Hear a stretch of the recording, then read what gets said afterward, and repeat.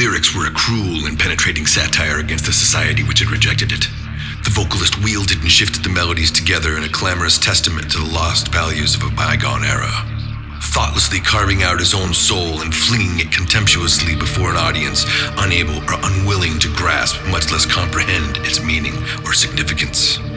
It announced with a brutal flatness laced with seemingly random sharp stabs that neither the music nor its message was meant to be enjoyed, but to be endured. Time would vindicate the truth of this. His band was not here to break the rules. They were here to track down the rules, round up their families and associates, melt them down into paperweights, and let any rule sympathizers know in no uncertain terms that a new age had come, and that this gratuitous and slavish adherence to scales, time signatures, and keys would not nor could not be tolerated or performed. This was art. This was real, unfictionalized, unlicensed expression. Each missed note stood as a deliberate testament against the very principles of truth and beauty. The bass line's frigid and distant relationship to the rest of the song was a stinging manifesto, revealing the fundamental fallacies of brotherhood and nationalism. With a kind of slow-motion enthusiasm, it bubbled and lurched like magma down the staircase. The arbitrary modulation of the drum's tempo and apoplectic use of the crash cymbal was a grim portrait of the shifting uncertainties of our time, threatening to catastrophically implode at any moment.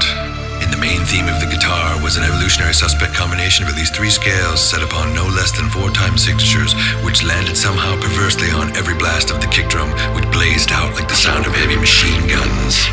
The progression tore upwards in a tempest of furious notes, suicidally leaping across the scales, miraculously recovering and rising again, sometimes faltering yet persevering in spite of every innumerable obstacle as he fought desperately to achieve a note so high and minuscule as to define precisely how little he gave a shit how the audience might feel about it. His eardrums cracked and split throughout the crowd. In a majestic display of charity, the progression plummeted downwards in a devastating hailstorm of sweeps.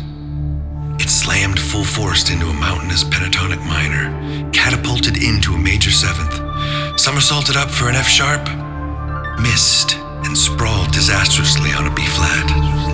As it struggled impossibly for a major 7th, for a moment all seemed lost, until the chorus was resurrected from a fresh grave, providing a shivering A minor within the ghostly cry of the feedback, rising up from the microphone as the vocalist maliciously stomped on random effects pedals. But the soundman was ready. He knew his business. He responded expertly, twisting dials and adjusting levels with terrible unflinching remorse for exactitude. He fought savagely to counteract the side effects of the underpowered delay, distortion, reverb, and wah pedals which littered the stage. At last, success. No one could hear the singer anymore, but it didn't matter. The essential point had been made.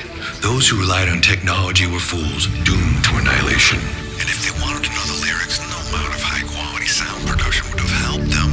They could go out and buy the CD like all the other illiterate cretins that had the nerve to call themselves fans. The breakdown rose up and flopped onto the front row like a leviathan, drowning the helpless in a tidal wave of high-pitched distortion, possibly from the keyboards. The bluesy radioactive sludge oozing from the speakers was an ashen effigy of an environment brought low by man's flagrant greed and stupidity. The toxic desolation of it stretched on and on, punctuated by chorus lines at irregular intervals, obviously meant to lead astray and discourage those who felt inclined to sing along. Then, it suddenly accelerated into the finale. This was it. The guitarist leaned forward and spasmed precariously on the wah pedal as speakers hissed and screamed. Overwhelmed by fiery passion, he didn't give a damn about the money or the fame, just so long as they could blast out their message at 200 decibels to an audience who would never understand it or heed it. The percolating bass notes bubbled with volcanic indifference. The last line of the chorus rang out, a final syllable that hung in the air with all the ghostly foreboding of a substitute teacher's tricep, and faded out into the night air.